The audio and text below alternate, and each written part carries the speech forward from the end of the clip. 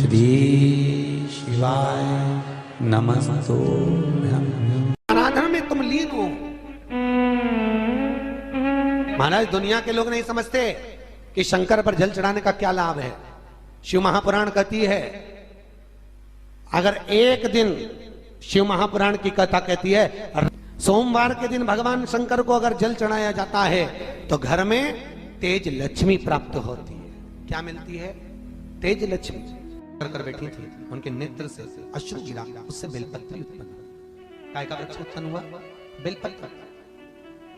पूरी दुनिया में केवल एक बेलपत्र का वृक्ष कैसा होता है जिस वृक्ष के नीचे माता लक्ष्मी शाम के समय पर बुआरी लगाने के लिए जाती है, झाड़ू लगाने के लिए। बेलपत्री के पेड़ पर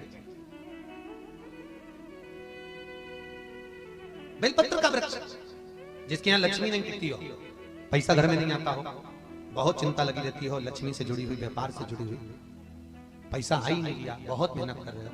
सोमवार की सोमवार 5 सोमवार बेलपत्री के पेड़ के नीचे एक घी का दिया लगाना चालू कर दीजिए। शाम के साथ थोड़ी सी मिट्टी बेलपत्री के पेड़ के नीचे की उठा कर लिया, घर के अंदर लाकर इतनी सी मिट्टी लाकर पटक दीजिए।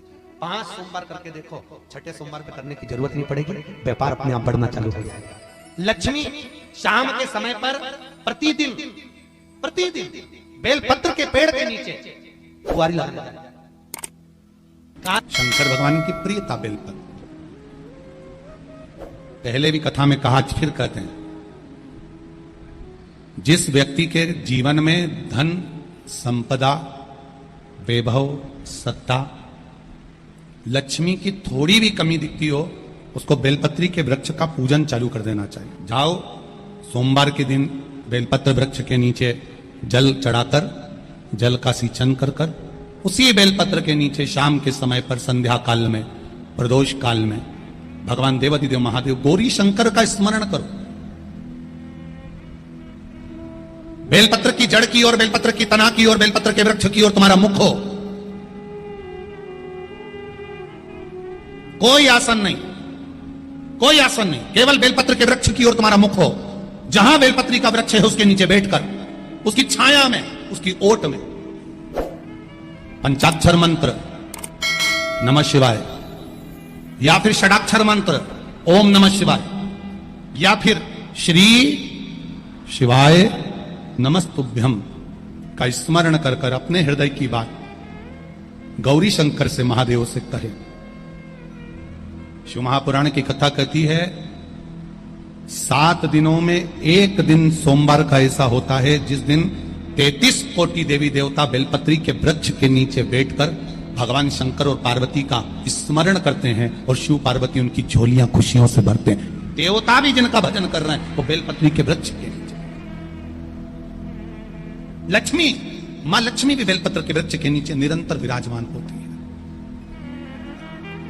और आप लोगों से एक निवेदन और करना चाहेंगे, ये मनुष्य का शरीर जब तक रहे, ये मानव की देह जब तक रहे, जिंदगी में एक बेलपत्री का वृक्ष अपने रहते रहते कहीं पर भी लगाना, उसको बड़ा करना, उसको बड़ा कर कर जैसे अपने बच्चे को बड़ा करते हो ऐसे लगाकर बड़ा कर कर महादेव से कहना कि मैंने अपनी जिंदगी में, मैं मर भी जाऊं, मेरे प्राण छूट भी जाएं, मेरे जाने के बाद मेरे घर के लोग एक लोटा जल चढ़ाएं ना चढ़ाएं, बेलपत्री चढ़ाएं ना चढ़ाएं, पर ये वृक्ष मैंने बेलपत्री का लगा दिया, अगर मैं मर भी गई तो मेरे मरने के बाद भी मेरे हाथ की बेलपत्र महादेव को चढ़ती रहेगी, महादेव को प्राप्त होती रहेगी। लगाओ एक बेलपत्री के पौधे को, छोटे से बड़ा करो, बड़े से बड़ा करो, बड़े से बड़ा करो, और बड़ा करने के बाद उसको कहीं तुम्हारी मर्जी पड़े जहां, उस बेलपत्री के वृक्ष को लगाओ। अगर गलती हो गई, ये बहुत गलतियां हो गई, बहुत दुख पड़ गया, तकलीफ में आ गए, लग रहा है कि मुझसे बहुत गलतियां हुई है, बाबा मेरी नहीं सुन रहा, ये बेलपत्री का भाग की डंडी पीछे की ओर कर, जहां बैठकर बेलपत्र चढ़ा रहा, पत्ती का मुख अपनी और डंडी का मुख सामने। शिव की कुछ आराधना है, मेरे भोले बाबा की कुछ आराधना है। खाली ना जाता कोई, खाली